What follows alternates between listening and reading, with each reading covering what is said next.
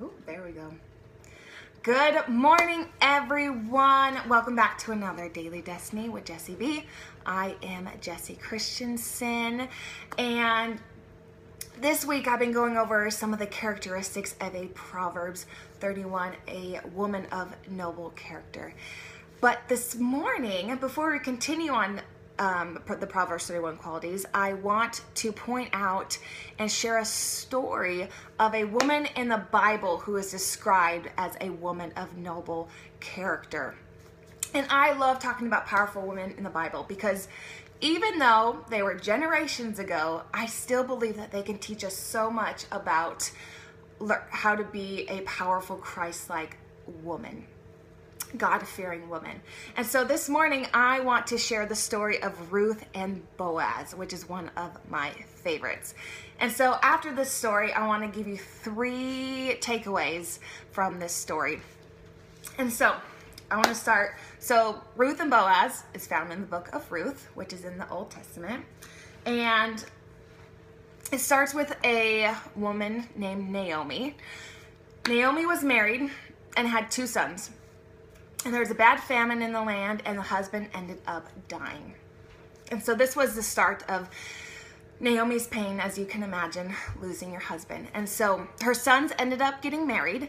One son married a woman named Ruth.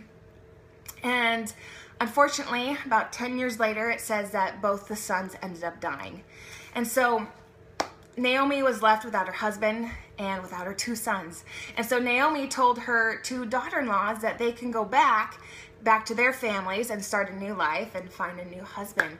And so one of the daughter-in-laws was like, all right, I'm going to go. Peace out. I want to go find a new husband. But Ruth wanted to stay with Naomi. And it says in Ruth 16 that Ruth replied, "Don't urge me to leave you or turn my back from you. Where you go, I will go. Where you stay, I will stay. Your people will be my people, and my God, your God." So it already shows that Ruth's commitment to Naomi showed her true character of loyalty and bravery and love. So Ruth followed Naomi to a land, Bethlehem, where Ruth was looked at as a foreigner. And so it says that right when they got there, Ruth got to work, and it says in Ruth chapter 2 and 3 that she went out and began to glean in the fields. As it turned out, she found herself working in the field belonging to Boaz, who was a relative of Naomi. And I want to point out the words where it says, as it turned out. As it turned out, she ended up in this field that was owned by Boaz. So you can see God's divine providence already at work, and God is ordaining the meeting between Boaz and Ruth. And so it goes on to say that Boaz noticed Ruth from afar. Learning that she was a hard worker, Boaz asked people around and said, "Who is that woman?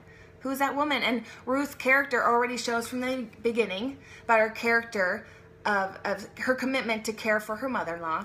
And Boaz noticed her, and people were saying that Ruth was a woman of noble character. And other translations say that she was a courageous woman and a real prize, and Boaz noticed her. And so, long story short, Boaz and Ruth ended up getting married, and they later produced the forebearer of David, who was the forebearer of Jesus. And so the whole world was blessed with Ruth and Boaz. And so that was a long story short. I just gave you a quick rundown of Ruth and Boaz, and I just want to quickly give you 3 takeaways from that story. And the first one is that the Lord brought Ruth to Boaz. And can you imagine losing your husband and then leaving with your mother-in-law to a land that you do not know? It would probably feel pretty hopeless.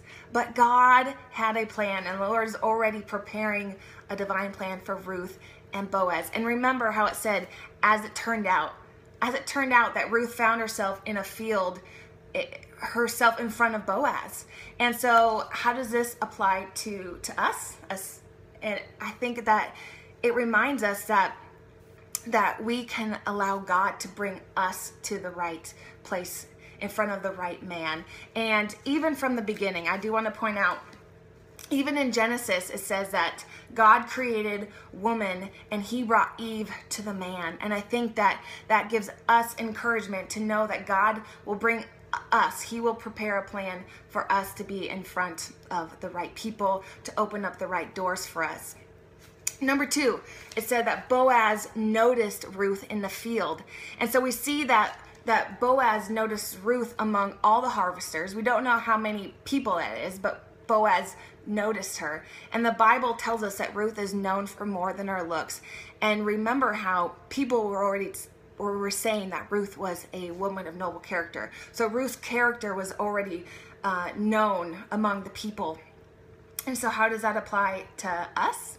Well, again, I think we should be encouraged that Boaz noticed Ruth because of her character and her hard work.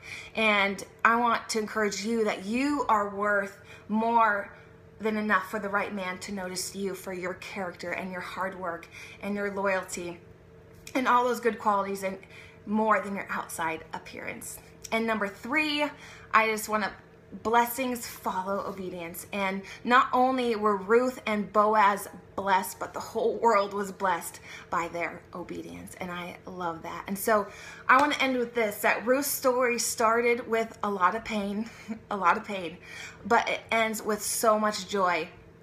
And if we are in Christ, no matter our past, that our story will be too. And so that is all I wanted to share this morning. I appreciate everyone who jumped on. I see Brooke. Good morning, Brooke, and Stephanie, and my mom, Pam Christensen. Good morning, Mom, and Joe and Lindsay. Thank you guys for jumping on this morning. And I am so excited to continue Proverbs 31 tomorrow and Friday to talk more about the qualities of a woman of noble character. So I hope you guys have a great day, and remember that you are worthy, you are beautiful, and you are strong. I'll see you guys tomorrow. Bye-bye.